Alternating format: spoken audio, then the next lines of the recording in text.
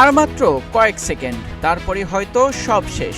ঝর্ণার সৌন্দর্যে পাগল হয়ে সেলফি তুলতে গিয়ে হঠাৎ পা পিছলে গভীর খাদের দিকে গড়িয়ে পড়ল এক যুবক। মৃত্যুর একেবারে আগে হঠাৎই তার হাত আটকে যায় প্রবল স্রোতের নিচের একটি পাথরে।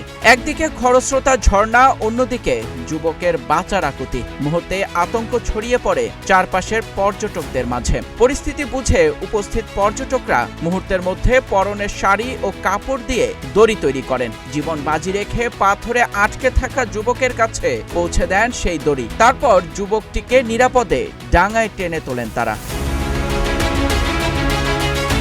সামান্য অসতর্কতাই যে কত বড় বিপদ ডেকে আনতে পারে, এই ঘটনা তারই ভয়াবহ উদাহরণ। ঘটনাটি ঘটেছে প্রতিবেশী দেশ ভারতের মহারাষ্ট্রের মালসেজ ঘাটের কাছে কালু জলপ্রপাত এলাকায়।